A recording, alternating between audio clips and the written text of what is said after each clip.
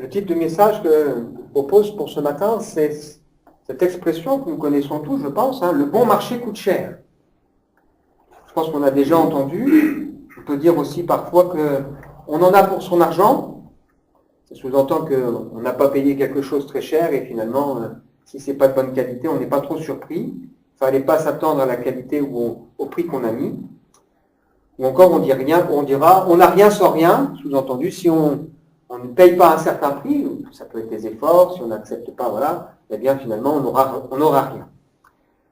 On a probablement tous été déjà confrontés à cette réalité qui n'est pas forcément simple.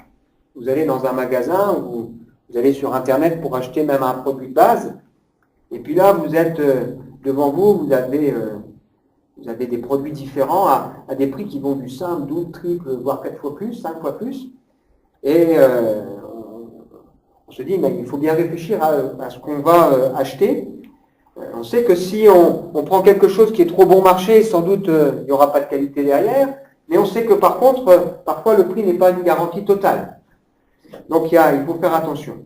Alors on peut bien sûr réfléchir à la provenance du produit dans un souci écologique ou de respecter les emplois en France ou le commerce équitable et autres, mais on peut aussi réfléchir à la qualité. Et c'est sur ce terrain que j'aimerais attirer notre attention. Il y a quelques semaines, pour introduire le sujet, toujours dans cette étude du sermon sur la montagne, on est sur le dernier point, on a parlé de la contrefaçon.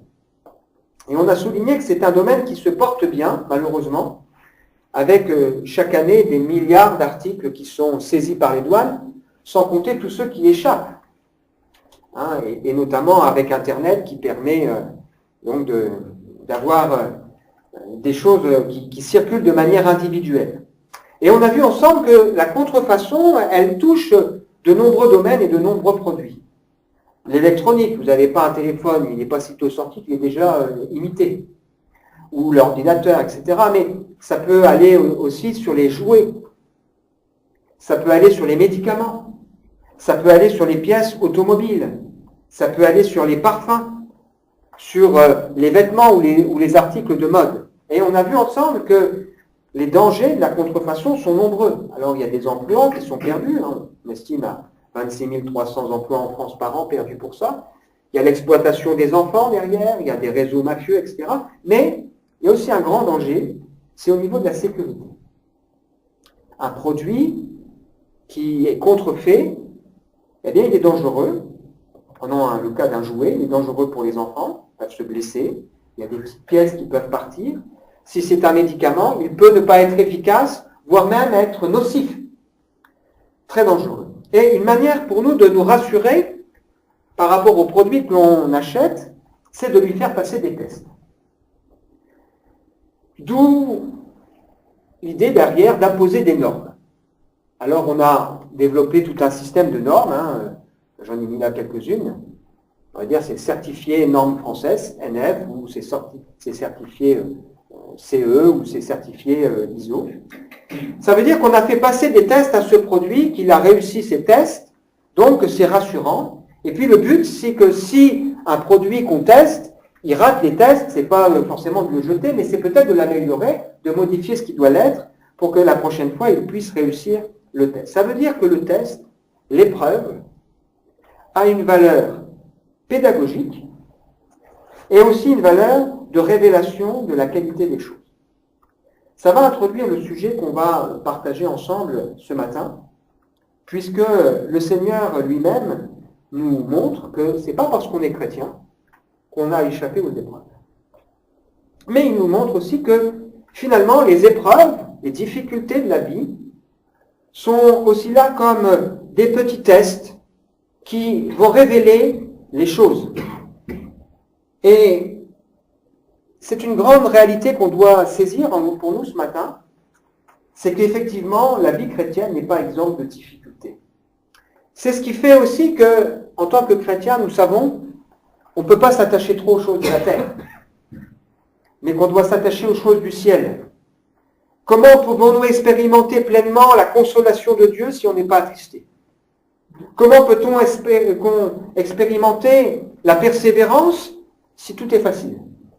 Comment peut-on goûter à la grâce de Dieu, à la force qu'il nous donne, surnaturelle, parfois, si on n'est pas par moments exposé? Et Jésus, la Bible nous dit que, rempli du Saint-Esprit, la première chose qu'il fait pour commencer son ministère, c'est d'aller au désert où il est éprouvé par le diable. C'est quand même incroyable, hein? Et c'est aussi pour nous le moyen de réaliser la bonté de Dieu et aussi de pouvoir aussi être porter témoignage. Ma maman, avant de venir à l'église, ça a mis des années, hein, dans sa vie, il y a plusieurs personnes qui lui ont parlé. Et quand elle était jeune, elle avait une amie, elles avaient un jour d'écart et elles faisaient le même métier.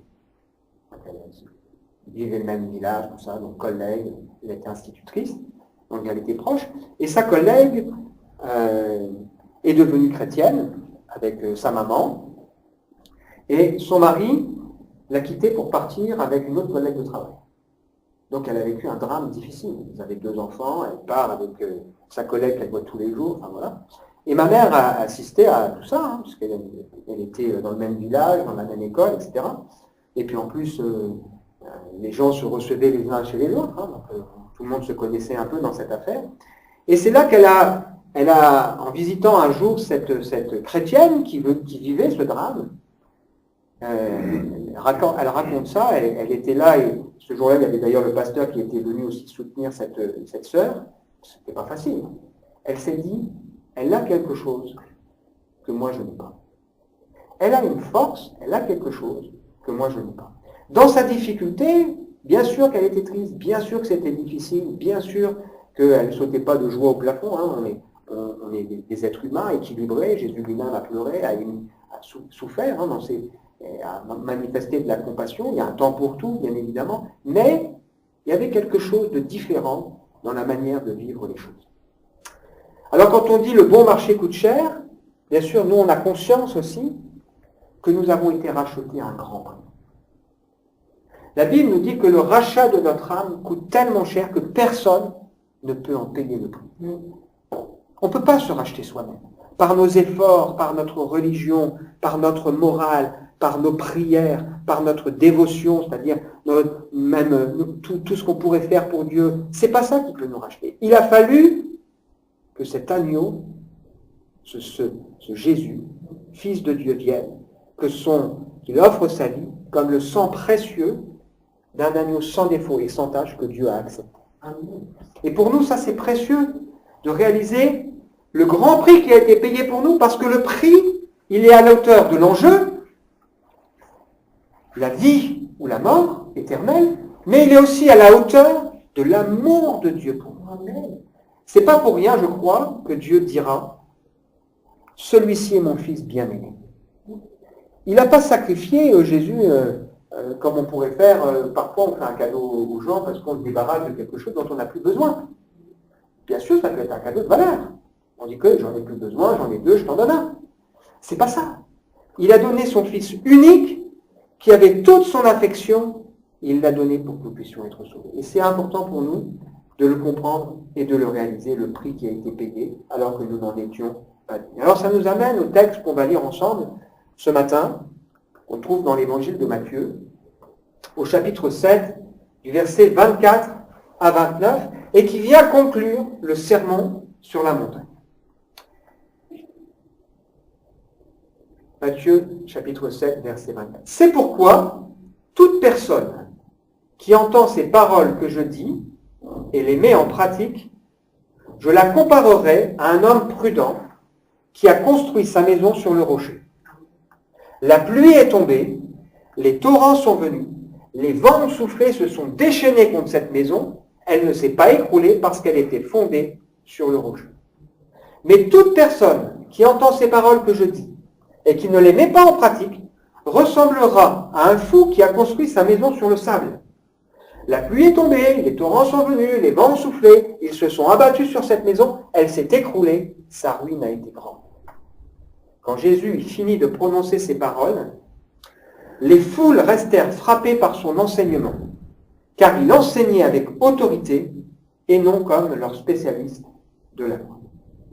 Voilà le texte avec lequel Jésus conclut son sermon sur la montagne qui occupe 3 chapitres de l'évangile de Matthieu. Alors on garde cette petite méthode qui nous permet de bien comprendre ce passage.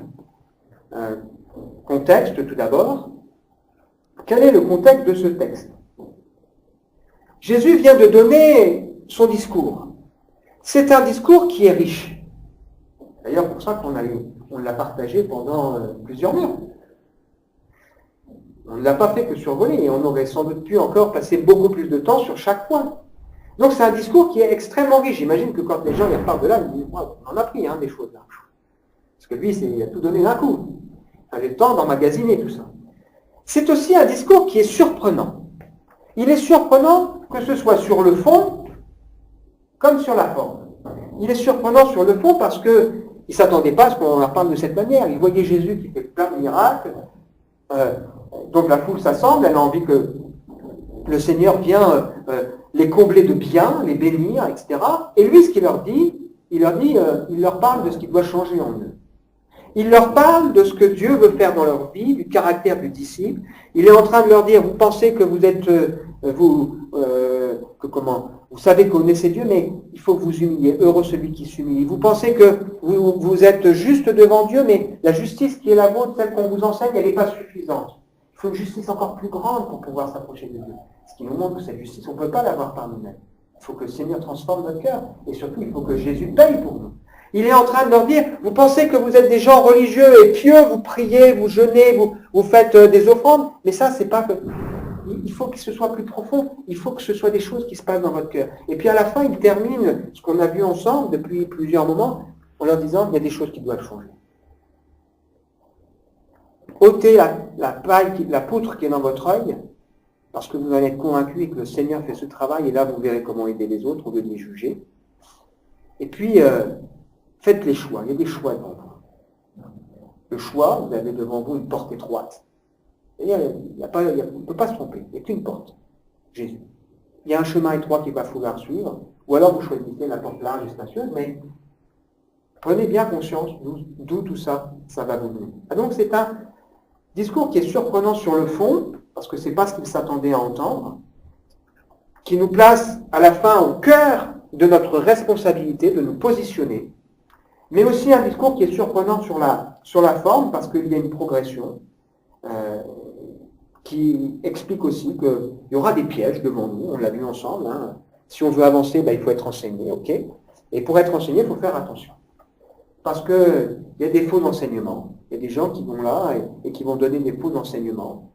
Ils vont vouloir attirer les gens à eux et pas au Seigneur. Il y a des gens qui viendront avec un pouvoir, font des miracles et des choses extraordinaires, mais Jésus dira, je ne les connais pas. Il ne dira pas que ce n'est pas vrai, il dira, je ne les connais pas. Parce qu'ils n'écoutaient pas, ils ne marchaient pas avec moi. Et donc, le Seigneur ici est en train d'expliquer que la vie chrétienne, ça ne se limite pas à croire en Dieu. Ça ne se limite pas à vivre une vie juste, bien sûr qu'il faut, une vie pieuse, mais c'est être passé par une transformation du cœur, la porte, c'est suivre un chemin étroit, se laisser enseigner pour avancer, pour grandir, et puis il laisse cette parole forte pour nous faire réfléchir, qu'est-ce qu'on va faire de l'enseignement qu'il nous a donné. La parole de Dieu a ceci de particulier, elle révèle Dieu, elle révèle son plan pour l'humanité, mais elle a ceci de tout personnel, c'est qu'à un moment donné, elle nous parle. Et elle nous révèle aussi comme un miroir qui nous sommes, et où nous en sommes avec le Seigneur. Et la Bible nous dit qu'il y a parfois, dans l'épître de Jacques, des gens qui entendent la parole, et c'est un peu comme s'ils se regardaient dans un miroir, ils voient comment ils sont, puis, et ils repartent sans rien changer. Quand le matin, on se prépare, bon, on va se coiffer, et pour se coiffer, on va se mettre devant le miroir. C'est difficile de se coiffer, parce que si on voit que, je ne sais pas, il y a des saletés sur notre visage, si on voit que nos cheveux ne sont pas bien mis, le but de se voir, c'est de corriger ce qui ne va pas. Si on voit que le col est mal mis, on va corriger. Mais imaginons qu'on se mette devant le miroir, on voit des tas de choses qui ne vont pas, et on repart comme si de rien n'était. C'est stupide. La parole de Dieu révèle ce qui doit se passer en nous par la grâce de Dieu. C'est la loi parfaite qui rend heureux celui qui accepte de se mettre à l'œuvre, c'est-à-dire de laisser le Seigneur transformer son cœur d'excès. Voilà ce que le Seigneur est en train d'expliquer. La parole de Dieu, le but, c'est de provoquer quelque chose. Et là, on ne peut pas se fier aux apparences. Parce que les apparences sont souvent trompeuses. Vous avez parfois des gens, quand vous parlez de l'évangile, ils réagissent violemment. Et puis finalement, ça veut dire qu'ils sont travaillés. Et que derrière, il y a quelque chose qui se passe. Vous avez des gens qui disent, ouais, super, cool, je suis d'accord. Il n'y a rien qui change. Vous avez des gens aussi qui croient pour un temps. Combien de fois on a entendu on a vu, moi j'ai vu et entendu des gens qui viennent, voilà, ils prient, Seigneur, pardon pour ceci, pardon pour cela, puis on ne les voit plus. Ils sont touchés pour un temps et après c'est fini. Il n'y a pas cette persévérance qui permet de s'assurer que effectivement notre cœur est un terrain bon qui permet au Seigneur de faire sa part, son œuvre et son travail dans nos vies. Alors quand on dit un terrain bon, ça ne veut pas dire que notre cœur, on est des gens bons, mais ça veut dire qu'on a un cœur honnête qui aime la vérité et qui laisse le Seigneur faire son travail dans nos vies. Observez maintenant. Donc il y a clairement ici une parabole. Une parabole, qu'est-ce que c'est? C'est une histoire, une image que le Seigneur emploie de la vie avec des événements à travers lesquels il se sert pour révéler un enseignement spirituel. C'est donc ici la première parabole que Jésus va laisser dans son enseignement. Il y a cette introduction, c'est pourquoi, qui montre que ça arrive bien comme une conclusion de tout ce qui le précède et qui nous amène à nous positionner. Et je vous rappelle que ce qui précède, c'est le Seigneur qui dit « Ainsi ressemble quiconque », c'est pourquoi quiconque entend ces paroles, les met en pratique, mais ce qui précède, c'est le Seigneur qui dit « Je ne vous connais pas, je ne vous ai jamais connu, retirez-vous de moi, vous qui commettez l'iniquité. » Attention aux faux prophètes, aux mauvais fruits. Attention à ceux qui disent et qui ne font rien. Attention à ceux qui n'ont pas d'intimité avec le Seigneur.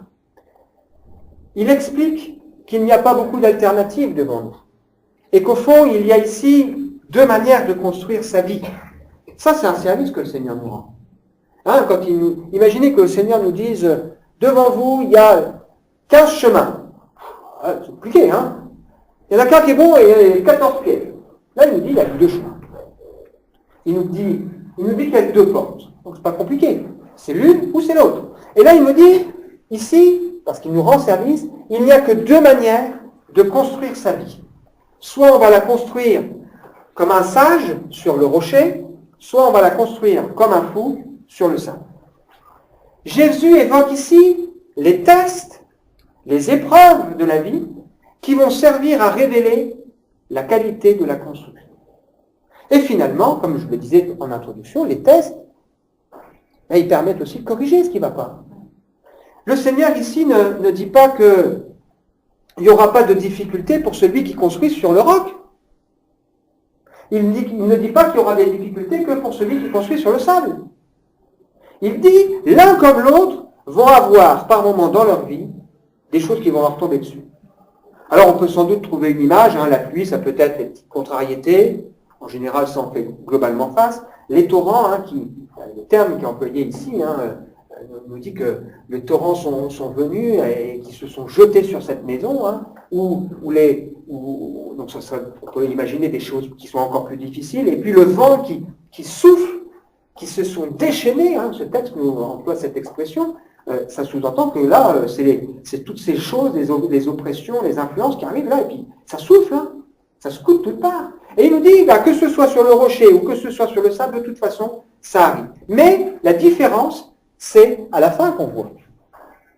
Quelqu'un dit, c'est à la fin du bal qu'on paye les artistes. Là, la Bible nous dit, c'est à la fin qu'on verra celui qui tiendra debout ou celui qui sera par terre. Les épreuves font partie de la vie et elles sont utiles. Le plus important repose finalement ici sur ce qui est caché. Parce que dans l'un cas comme dans l'autre, la maison, elle est là. Il n'y a pas deux maisons qui se ressemblent. Imaginez que vous en avez une là, construite sur le sable, une construite là, sur le roc. Bon, il y en a sans doute une qui a été plus vite. Parce que quand on ne creuse pas et qu'on fait en quelques temps, elle est là. Celle qui est sur le rocher, il faut creuser, c'est beaucoup plus long. Mais quand vous les regardez en apparence, elles sont pareilles. Et ce qui va faire la différence, c'est au moment où il y aura les difficultés, où il y aura l'épreuve.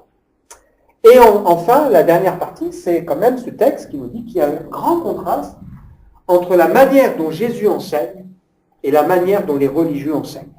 Eux, ils enseignent des règles, ils enseignent ce qu'il faut faire, etc. Lui, il enseigne des choses avec une autorité.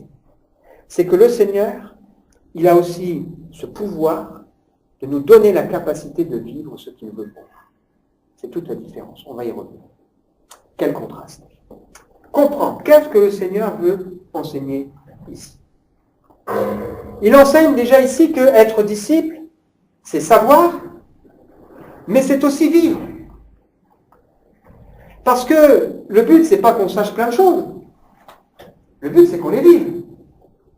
Être chrétien, c'est savoir et vivre finalement, on pourrait dire, c'est obéir.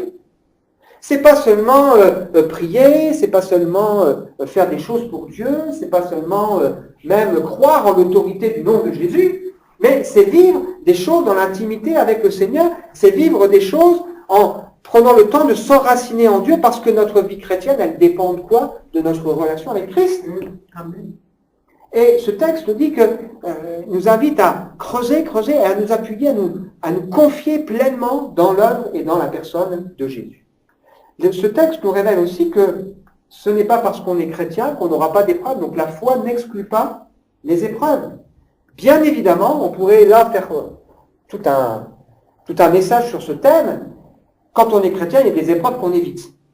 Parce qu'il y a parfois, on subit dans la vie des gens qui font des bêtises, et puis qu'ensuite ils sont rattrapés par la patrouille, comme on dit. Bon, ça c'est de leur faute. Quand on est chrétien, normalement, on évite de tremper dans certaines choses, donc on va éviter des problèmes. D'un autre côté, quand on est chrétien, on va en avoir d'autres parce que aussi on dérange. Et il y a aussi cette forme de persécution, d'opposition, de difficulté de la vie. Mais donc les épreuves, elles arrivent, que ce soit pour l'un ou que ce soit pour l'autre. La troisième chose que cela montre, c'est que les épreuves, quand le Seigneur veut nous enseigner, elles sont utiles parce qu'elles vont permettre de révéler ce qui est caché, permettre de voir les faiblesses et de montrer combien le rocher, lui, ne tremble pas. J'étais touché un jour par ce psaume qui dit « Conduis-moi, Seigneur, sur le rocher que je ne puis atteindre. » C'est-à-dire que Christ, c'est ce rocher, ferme, fort, le rocher des siècles. Parfois, on est là en disant « Ouais, ok, je sais, mais je fais cette prière, Seigneur, conduis-moi, parce que par mes forces, j'y arrive pas sur ce rocher que moi, j'arrive pas à atteindre pour que je puisse pleinement me confier dans le Seigneur. » Ce texte nous explique aussi ce qu'est la vraie réussite. La réussite, c'est pas de ne pas avoir de problème. Il y a des gens qui pourraient se dire, ok, heureux celui qui ne marche pas selon le conseil des méchants, le texte qu'on a vu en introduction, tout ce qu'il fait lui réussit, ça veut dire il n'aura pas de problème dans la vie. Quand on lit le texte de Josué, chapitre 1er, si tu obéis à mes commandements, si tu suis, tout ce que tu entreprendras réussira. Est-ce que ça veut dire qu'il n'y aura pas d'épreuve? Non, c'est pas ça que ça veut dire. La réussite dont il est question ici ne dit pas qu'on n'aura pas d'épreuve, que parfois ce ne sera pas compliqué et difficile, mais nous dit que le Seigneur qui nous tient, sur qui on peut s'appuyer, eh bien nous apportera au moment venu tout ce dont nous avons besoin. Ce texte nous dit que, à travers l'épreuve, le Seigneur sera à nos côtés pour nous soutenir, pour nous aider. Jacques chapitre 1er, verset 2. Ce texte qui dérange quand on le lit. Regardez comme un sujet de joie complète les diverses épreuves auxquelles vous pouvez être exposés. On a envie de tourner là-bas et de dire, bon, c'était bon. Non. Sachant, l'épreuve de votre foi, elle produit la patience. Mais il faut que la patience accomplisse parfaitement son œuvre pour que vous soyez parfaits et accomplis sans faillir en rien. L'épreuve est là pour nous permettre de comprendre et de réaliser ce qui doit progresser et changer. Regardez comme nous, avec nos enfants, si on les protège trop, si on ne les expose pas à un moment donné à se confronter à leurs limites, ils ne progressent pas. Imaginez un sportif ou un joueur d'échecs qui joue toujours avec des gens qui sont nuls. Il va croire qu'il est fort. Puis le jour où vous le mettez dans le grand bain, comme on dit, avec des gens qui... là, il se dit, ah ouais, purée, je ne savais pas, j'ai plein de choses à apprendre. Donc on a aussi besoin par moment d'être confronté pour réaliser les choses. Et donc dans la Bible, on voit aussi ce principe, les 10 plaies, par exemple, d'Égypte, qui ont été données, les mauvais Les magiciens qui étaient là, ils ont été capables d'imiter les 3 premières, mais pas capables d'imiter les suivantes. Montrer la différence à travers ces épreuves entre la puissance de Dieu et la puissance du diable. Si on regarde aussi d'autres passages de la Bible nous explique par exemple que la manne, elle a servi aussi à mettre le peuple à l'épreuve, pour voir s'il allait obéir et chaque jour venir chercher ce dont il avait besoin auprès du Seigneur. On aurait tous, à leur place, voulu comme eux, eh bien que le Seigneur nous donne tout ce qui nous est nécessaire à l'avance, et pour que chaque jour on puisse se dire c'est bon. Mais là, tous les jours, ils étaient dépendants du Seigneur et devaient venir chercher chaque jour parce que Dieu a voulu les éprouver. On pense à Abraham. Waouh! Imaginez l'histoire d'Abraham. Il est là, il supplie Dieu d'avoir un fils, il n'en a pas, etc. Sa femme et lui sont âgés, 90 ans, voilà, très âgés, elle est stérile, et le Seigneur leur donne enfin un fils. Et un jour, Dieu lui dit, écoute, ton fils, tu vas et tu meurs. Waouh, quelle épreuve! Et la Bible nous dit que dans Hébreux 11, que c'est par la foi que Abraham a accepté de passer par cette épreuve. Il s'est dit, ok, je comprends pas ce qui arrive. Je te fais confiance. Et le Seigneur est intervenu.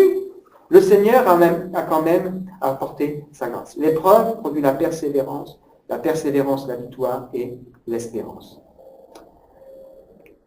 Être disciple aussi, ce texte montre que ce n'est pas s'isoler. C'est-à-dire, ici ce texte nous dit que l'on soit chrétien, disciple, je préfère ce mot disciple, ou pas disciple, eh bien on a une vie qui ressemble à l'autre. C'est-à-dire on travaille, on a des enfants, ils vont à l'école, enfin, on ne vit pas en marge de la société. Jésus a dit, je ne te prie pas de prendre mes disciples, Seigneur, et de les ôter du monde. Ça aurait été plus facile. Hein. Ça, c'est ce qu'ont fait certains religieux. Ils se mettent à l'écart, là, comme ça, surtout que le monde ne contamine pas. Voilà. Mais c'est pas ça. Le Seigneur, il a dit, je vous laisse dans le monde. Mais Seigneur, je te prie, tu les protèges. Tu les protèges du monde. Je ne te prie pas de les ôter, mais je te prie de les préserver du mal. Parce que je serai avec eux. Parce que je serai là.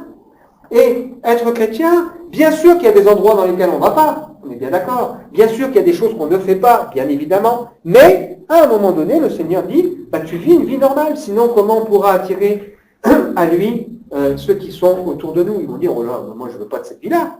Mais le Seigneur dit, tu es là et dans ces moments, dans ce que tu vis, tu vas montrer la différence parce que tu connais aussi le Seigneur. Christ, c'est l'appui de notre vie. Ce texte nous dit qu'il faut chercher à trouver en Dieu tout ce dont nous avons besoin. Il ne dit pas que notre vie chrétienne, on va la vivre sur nos propres efforts. Il nous dit que notre vie, on va la vivre sur le rocher. Sur Christ, celui sur qui on pourra pleinement s'appuyer. Comment je peux appliquer ça dans ma vie? Waouh! D'abord, on pose la question, comment est-ce qu'on reçoit l'enseignement du sermon sur la montagne, puisque ce texte arrive en conclusion? Est-ce que tout ce que j'entends là, peut-être je suis d'accord, mais est-ce que je suis là en train de me dire, ok, je vais être un homme prudent, je veux mettre en pratique ce que tu m'as enseigné. On peut aussi réfléchir à ceux qui disent, Seigneur, Seigneur, qui font des tas de choses pour lui, ok, mais que Dieu dit, ça suffit pas, c'est pas ça que je veux. Est-ce qu'à un moment donné, je construis sur lui, je m'appuie sur lui dans ma vie, j'essaye de comprendre encore mieux et je progresse. Parce que le but, c'est pas, on va le voir, c'est pas de nous culpabiliser, pas ça, bien évidemment. Qu'est-ce que ça veut dire construire sur le rocher? On l'a vu, c'est s'appuyer sur lui en disant, Seigneur, je reconnais que par moi-même, j'y arrive pas. Voilà. C'est ça que ça veut dire. Combien de fois on est arrivé là, on est là au pied du mur et on dit, Seigneur, moi j'y arrive pas. C'est là qu'on dit, Seigneur, moi je laisse ce fardeau, je laisse ce truc-là qui est trop dur pour moi, et je dis, Seigneur, fais-le. Prends ce que j'arrive pas moi à faire. On peut aussi se poser la question, est-ce que je suis en train de réussir ma vie, ou finalement, est-ce que ma réussite, entre guillemets, ce sera qu'une façade, comme la belle maison, il n'y aura rien en dessous. Alors, c'est vrai que quand on veut creuser sur le rocher, comme je disais tout à l'heure, ça prend plus de temps. Si on est trop pressé, moi c'est dans mon caractère, je suis pressé. Et je sais que le Seigneur, il me travaille là-dessus. Il me dit, Raphaël, il faut que tu apprennes à être plus patient. Moi, je voudrais bien quelque chose, elle va vite, quelqu'un, il vient, il comprenne, tac, tac, je voudrais bien moi aussi tout comprendre, et je voudrais bien que tout soit réglé, que tout avance, Tu as bien le résultat, donc, non, mais il faut que j'apprenne. Il faut que j'apprenne à être patient. Et dans cette idée-là, il y a aussi cette idée de, tu veux construire sur Dieu, tu veux t'appuyer sur lui, travaille les choses dans la patience, dans la confiance avec le Seigneur. Comment est-ce que je réagis face à l'épreuve? Et dans l'épreuve, wow. Et encore une fois, ce n'est pas pour nous juger, parce qu'on va le voir ensemble, c'est quelque chose d'important. Est-ce que j'ai conscience que dans la vie chrétienne, il y a des difficultés, que c'est normal? Souvent, les gens, quand ils commencent à s'approcher de Dieu, ils disent, mais je ne comprends pas, il m'arrive des bizarreries, il m'arrive des tuiles. Alors ça, c'est classique. Hein. On veut s'approcher du Seigneur, et bing, ça nous tombe dessus. Vous n'avez jamais remarqué ça? C'est normal. C'est normal. Parce qu'il y en a un qui veut nous empêcher. Ça fait partie des choses qui nous invitent à persévérer. Et c'est là qu'on peut dire, Seigneur, c'est en comptant sur toi que je vais y arriver. Mais je pense qu'il y a aussi une chose importante ici, c'est de considérer qu'il y a une promesse. C'est en ça que ce n'est pas un texte qui a pour mission et pour but de nous culpabiliser. Il y a une promesse. Dans l'épreuve, tu tiendras bon. Tu tiendras bon dans l'épreuve. Même si ça souffle, même s'il y a la pluie, même s'il y a le torrent, même s'il y a le vent, tu tiendras bon. Parce que tu es fondé sur le rocher. Et donc, dans l'épreuve, peut-être qu'il y aura des petites choses qui seront cassées dans la maison. Mais tu tiendras bon. Parce que c'est le Seigneur qui te tient. Tu es fondé sur le rocher. Et le Seigneur ne te laissera pas tomber. Conclusion, on a vu ensemble ce texte, cette expression pour donner le titre, le bon marché coûte cher. Et puis on a évoqué plusieurs expressions, le titre des messages précédents, c'est tout ce qui brille n'est pas or, ou ne passez pas à côté de l'essentiel. Tout ça, ça fait réfléchir, je pense, en tout cas moi ça me fait réfléchir. Et puis on ne veut pas oublier que ce que le Seigneur a enseigné, c'est que quand il s'exprime en parabole, c'est pour que celui qui veut voir, pour que celui qui veut entendre, pour que celui qui veut comprendre, puisse quoi? Puisse se convertir et être guéri. C'est ce qu'il nous dit. Hein. On y viendra probablement plus tard. Je pense qu'on va parler un peu des paraboles dans les semaines à venir.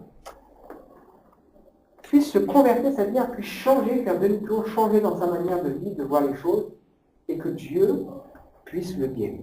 Et en même temps, dans les paraboles, il y a cette forme de jugement. Hein. Celui qui ne veut pas voir, qui ne veut pas entendre, il a l'impression, je ne comprends rien à ce que tu dis, là. Je ne comprends rien à ton truc. Pas qu'il ne comprend pas, c'est qu'en fait, c'est souvent les gens, pas qu'ils ne savent pas, mais c'est qu'ils n'ont pas finalement réellement envie. Chacun repart de ce sermon sur la montagne touché par la différence entre la religion et l'autorité du Seigneur. Et nous. Est-ce qu'on a conscience de la différence qu'il y a entre la religion et l'autorité qu'il y a dans le nom du Seigneur? L'autorité que le Seigneur a. Je suis convaincu, et je vais donner un exemple pour l'illustrer, que Jésus n'a pas gesticulé dans tous les sens. Je suis convaincu que Jésus n'a pas crié très fort. D'ailleurs, sinon la Bible le dirait. Elle dit, il n'avait ni beauté, ni éclat, etc. Mais il avait cette autorité, cette onction qui faisait la différence. Et je prends un exemple, on l'a partagé vendredi, Jésus qui rentre dans la synagogue et qui déroule le prophète Ésaïe, l'Esprit du Seigneur est sur moi, il m'a envoyé pour apporter une bonne nouvelle aux pauvres, etc. etc. Il replie le truc, et la Bible nous dit que tout le monde le regarde. Ils étaient stupés. Il n'avait rien dit encore. Et là, il va dire, cette parole que vous venez d'entendre est accomplie. Il n'a pas fait de grand discours, mais on sentait qu'il y avait quelque chose de différent. Et c'est important pour nous aussi ce matin de réaliser le Seigneur a autorité, il a pouvoir. C'est pour ça qu'on choisit de lui faire confiance. C'est pour ça qu'on choisit de dire, Seigneur, ouais, ok, moi j'y arrive pas, mais je veux m'appuyer sur toi. Je propose qu'on se recueille, qu'on puisse prier pour cheminer avec ce qu'on a reçu ce matin. On est là devant toi, Seigneur. Et on te remercie pour ta parole et parce que ce que nous avons partagé ensemble, qui arrive comme une conclusion à ce sermon, il y a aussi des choses à recevoir encore. Pas simplement en disant qu'est-ce que tu fais de ce que tu as reçu, mais il y a beaucoup pour nous. Tu nous rappelles, Seigneur, qu'effectivement, il y a des épreuves dans la vie. On voudrait tous les éviter. Et Seigneur, tu nous montres que dans l'épreuve, tu es là à nos côtés. Seigneur, on veut prendre cette position aussi de dire, on ne veut pas seulement entendre, mais on veut vivre, on ne veut pas seulement croire en toi, mais on veut s'appuyer sur toi. Seigneur, on veut s'appuyer sur le rocher. Je te prie, Seigneur, de nous apporter et de nous conduire par ta grâce là où nous ne sommes pas capables d'aller, pour que pleinement, Seigneur, on puisse se décharger sur toi avec une pleine et entière confiance. Dans le nom précieux de Jésus. Amen. Amen. Je propose qu'on